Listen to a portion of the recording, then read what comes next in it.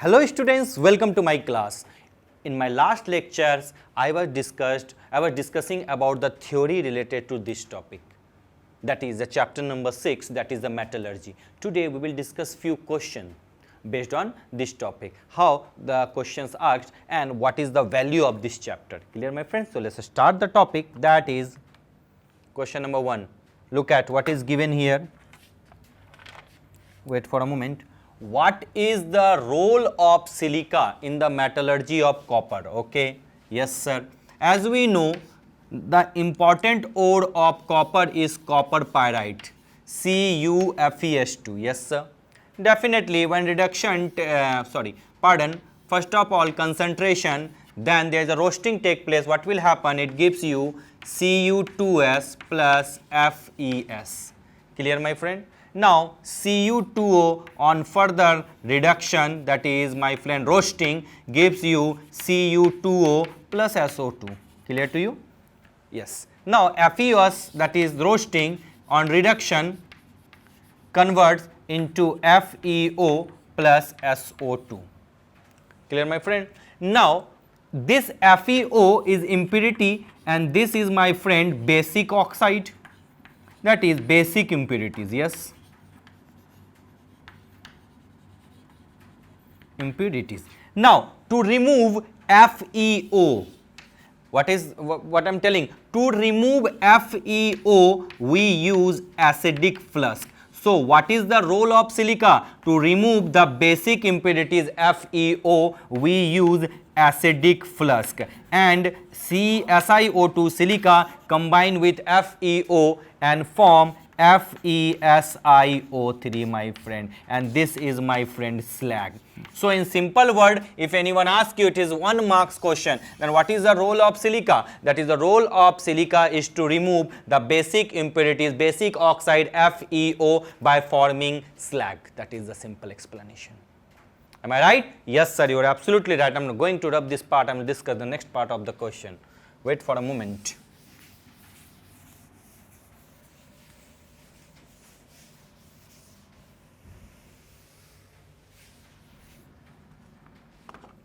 Next one, how is cast iron different from pig iron? As we know, different forms of iron. If I talk about pig iron and cast iron, clear to you? If the carbon content is around 4%, then it is pig iron, and if the carbon content is around 3%, that is cast iron. That is, the iron which is obtained in blast furnace, that is it is known as pig iron, and pig iron contains 4% carbon as well as impurities. Clear to you? As well as impurities. Again I am repeating, that is pig iron, the iron obtained in blast furnace is known as pig iron, and it contains 4% of carbon as well as few impurities like SiP. Clear to you? What is cast iron? By cast iron, that is contains 3% of carbon. That is, by melting pig iron and scrap iron at high temperature with using coke also, we get cast iron, and this that is cast iron can be prepared by pig iron, my friend, and it contains slight lower percentage of carbon than that of pig carbon. That is 1 marks question is simply, that is, you can write in one word, it contains 4% of carbon content, that is pig iron. If contains 3% of carbon, that is cast iron. As I told you during my lecture, that is few things I will discuss by making questions. That is, what is the difference between cast iron, pig iron, steel. Clear to you? So now I am covering the entire topic related to this chapter. So follow my question, my friend, it will clear your concept. Now copper, as I told you again, copper can be extracted by hydrometallurgy but not zinc. Why? As we know, is very simple, listen carefully.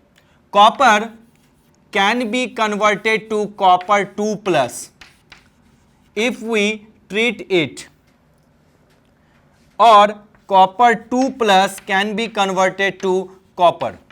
When it is treated with highly electropositive metal, or you can say highly reactive metal. That is, if I write here C, general observation, if I write here CuSO4 plus Zn, then what will happen? It gives you ZnSO4 plus Cu. If I write here Fe plus CuSO4 aqueous, it gives you, that is FeSO4 plus Cu. What I'm looking here, that is Zn and iron easily displace copper from their aqueous solution, from their aqueous salt solution. Because why it displays? Because the electrode potential of Zn and the electrode potential of Fe is negative. That is, they are more reactive, because the electrode potential of copper, my friend, is positive, around 0.34, and here the around 0.7 and 0.44 like. So if it has negative value of electrode potential, that is the reduction potential, that is highly reactive than copper, so it can easily displace the copper from the aqueous salt solution of copper sulfate. And this process is known as hydrometallurgy. So copper can easily be displaced by Zn and Fe. But if I talk about Zn, as we know, Zn has negative value of electrode potential. Yes sir, Zn has negative value of standard reduction potential. Now we require much more negative value of reduction potential, that is, we require such element which has much more negative value of electrode potential than zinc. That is, if I write here aluminium, if I write here calcium, if I write here potassium, these all have the reduction potential much negative than zinc. But when we consider this metal, that is, when treatment with water, they easily liberate H2 gas, my friend. They liberate H2 gas rather than to displacing Zn from the aqueous salt solution. So these metals, though these metals has negative value of electrode potential, much more negative value of electrode potential, still they cannot be used for the hydrometallurgic extraction of zinc or displacement of zinc from their aqueous solution. Clear to you? And they are cheaper than zinc, so the process will be much more they are costlier than zinc, so the process will be much more costlier. Clear to you? So we do not use aluminium, carbon, aluminium, calcium and potassium in hydrometallurgy for the extraction of zinc from their salt solution. Clear to you, my friend? That is the case. Now I am going to rub this part.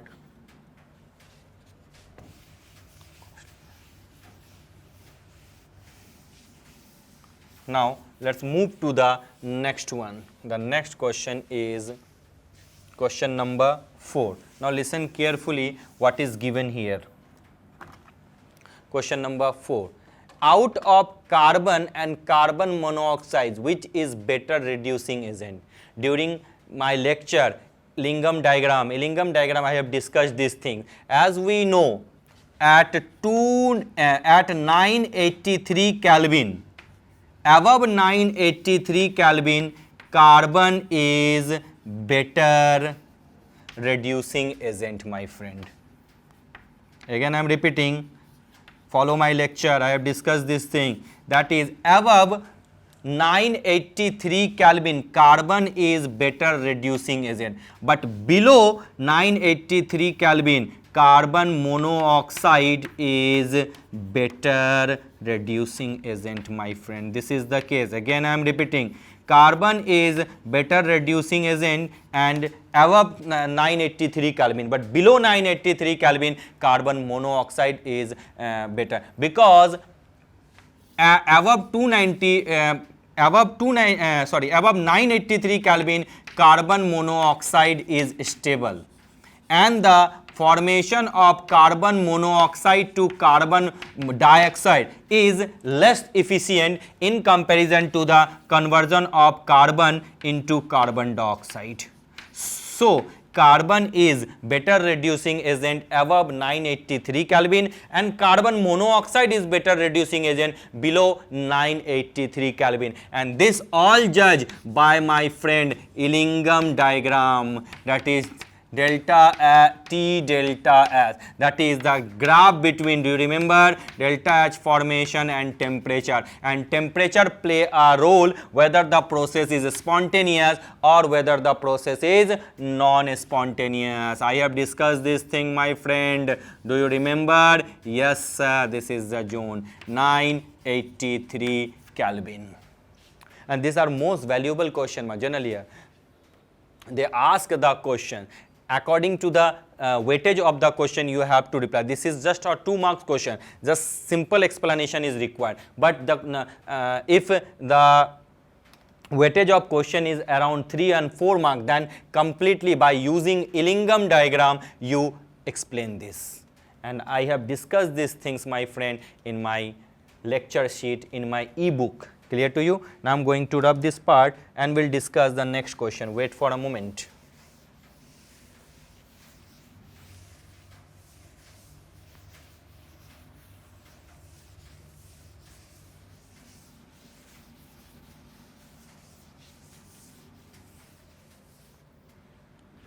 Clear?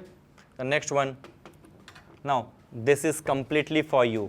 Zone refining and column chromatography.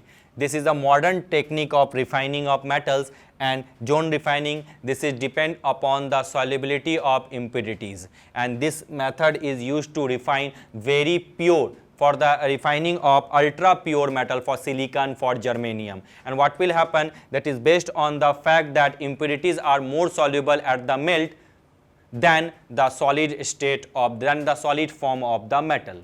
Clear to you? What is column chromatography? That is column chromatography based on the principle that is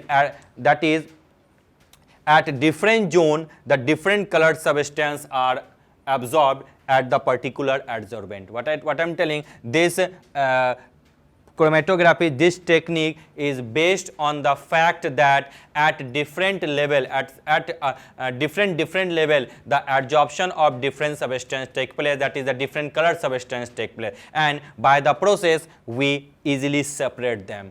Clear to you? Column chromatography, layered chromatography, paper chromatography, these are the types of chromatography.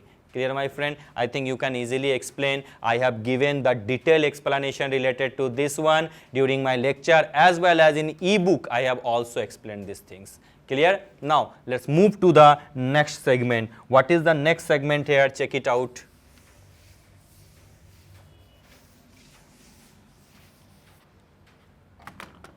Now the next segment, look at question number 6. Write the chemical reaction.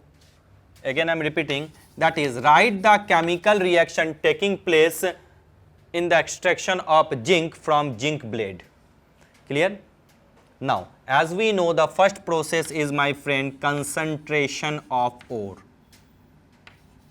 Concentration of ore. Yes sir, definitely. And which method is applicable for the concentration of zinc blade? As we know, the zinc blade has formula ZnS, and ZnS is, we people know, this one is, my friend, sulfide ore.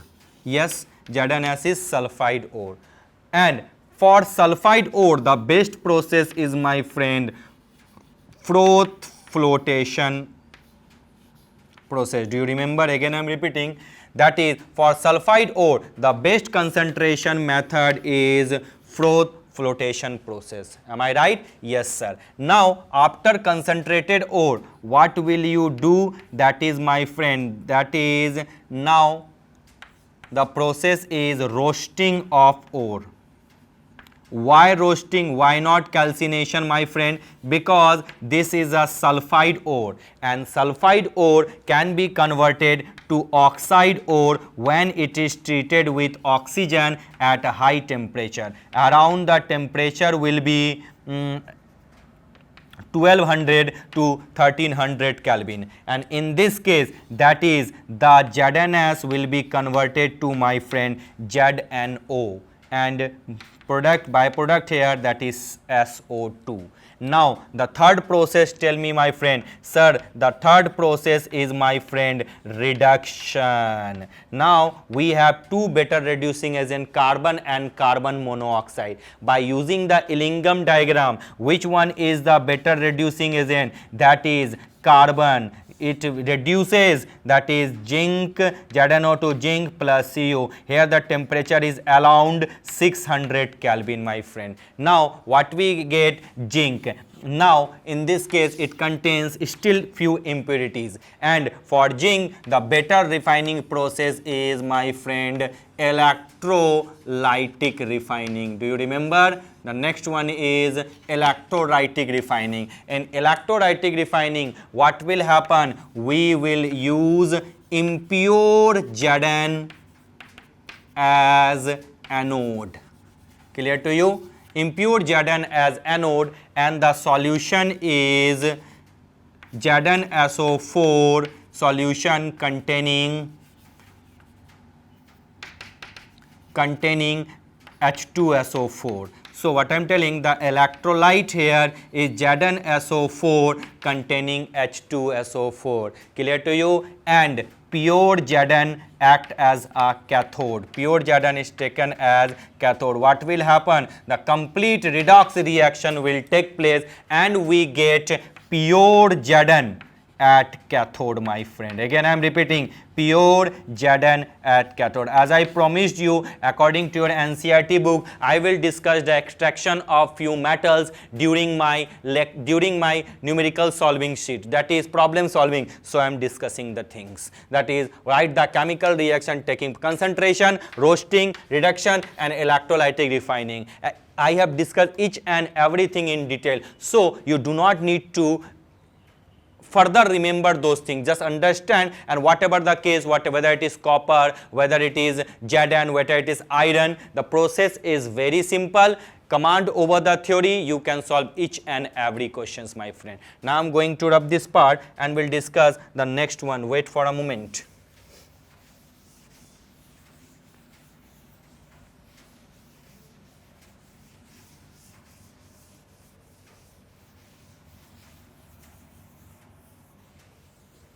Now the next one is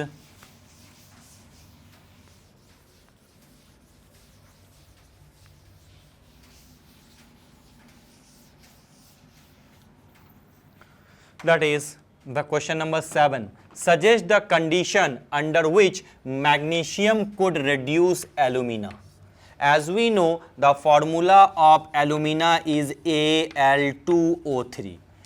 As magnesium could reduce alumina, under we know any element can reduce the other one if there is a role of temperature and overall delta G comes negative, my friend. This is as per the Illingham diagram. Okay, if as we know delta Z is equal to delta H minus T delta S.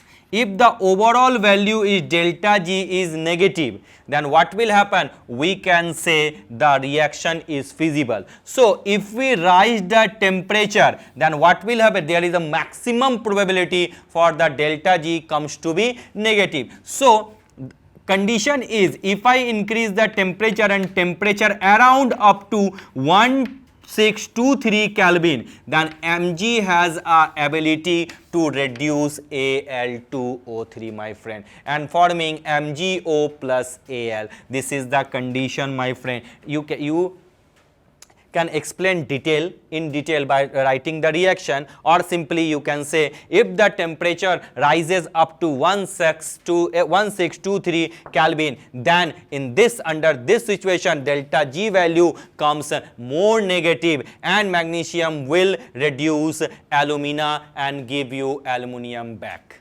Clear, my friend? I think now you can do this question. Clear, my friend? Now let's move to the next question.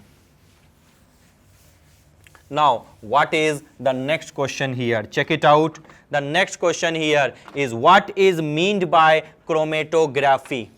What is meant by chromatography? I have discussed this thing lots of time, my friend. Chromatography, chromography, that is color observation. And what is the role? What is the role of adsorbate and adsorbent? In chapter number 5 also, and chapter number surface chemistry also, adsorption by using adsorbent, and chapter number 6 also, chromatography. Now you have to do this. What is the role of cryolite? Cryolite is, my friend, Na3Al6. Clear? What it do in the metallurgy of aluminium? First of all, it increases the electrical conductivity of the solution.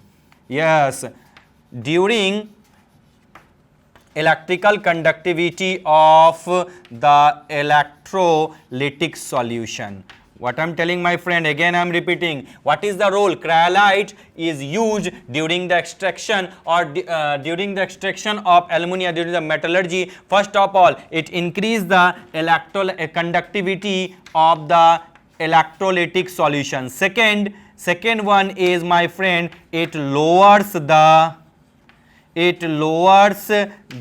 melting point of the electrolyte, that is alumina, my friend. It lowers the melting point of alumina, which is the prime component for the extraction of prime ore for the extraction of aluminium, my friend. This is the thing, and you can easily do it. I am giving you few seconds to think on this and solve this.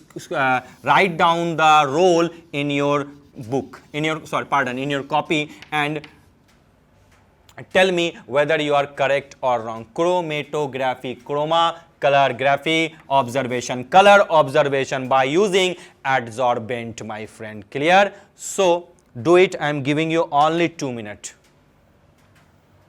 I think, friend, you have done this. So let's move to the next segment, next question.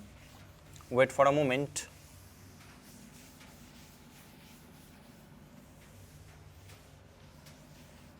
The next one is the question number 9. Now look at the question, what is given here. Read the question first of all, what is given.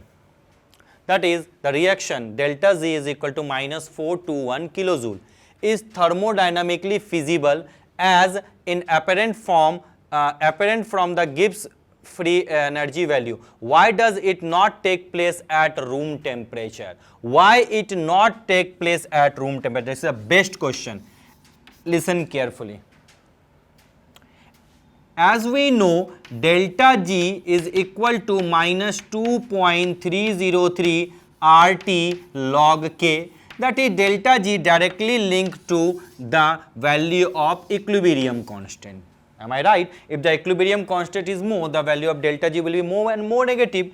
At room temperature, what happens? Listen carefully. At room temperature, all the reactants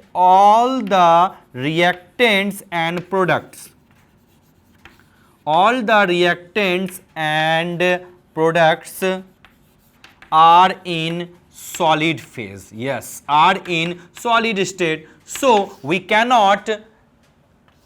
So there is no existence of equilibrium. If there is no, we get a negligible value, no value of K. In this case, but when temperature increases, when temperature rises, then what will happen, my friend? That is, chromium starts melting. If the chromium start melting, that means to say, my friend, that is delta S become positive, delta S increasing, which ultimately make T delta S more negative. And finally, what will happen? We know delta G is equal to delta H minus T delta S. So overall, delta G become more and more negative, which makes the reaction feasible. Again, I am repeating, at room temperature, all the reactant and product are in solid state. That is, there is no existence of equilibrium constant or equilibrium, because as we know, in as I discussed in class 11 chapter number 7, if there is a if you want to get the value of equilibrium constant, if all the reactant and product are in a gaseous state, then what will happen? All has value concentration, active mass is taken as 1. If taken as 1, we ultimately get the value of K is equal to 1. If I put here 1, log 1 is equal to 0, which ultimately make delta G is equal to 0. But if temperature increases, that Cr starts melting. If melting, that is, we know solid convert to liquid, so there is an increase in entropy. If there is an increase in entropy, then what will happen? T delta has becomes more and more negative. If T delta has become more and more negative, put the value, what will happen? Delta G ultimately will be negative. If delta G will be negative, we people know there is a feasibility of the reaction. Am I right, my friend? This is the explanation. I think in your words you can completely explain this question. Clear to you? Yes, sir. Now I am going to rub this part and we'll discuss the next question.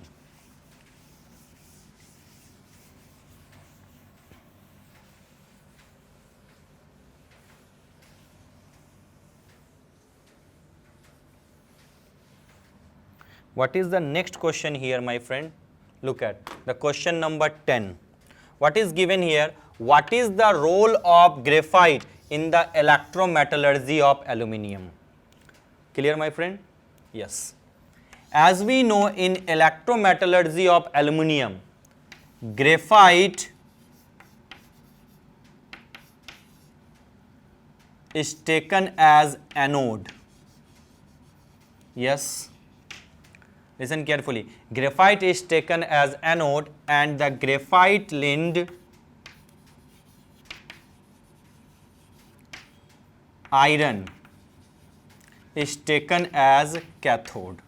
Yes, sir. Again, I am repeating. Graphite as anode and graphite lined iron is taken as cathode. What will happen during the extraction? What we get? Aluminium at cathode and carbon monoxide at anode. What graphite does in this process during the electrometallurgy? Graphite restricts the liberation of O2. What I am telling, it restricts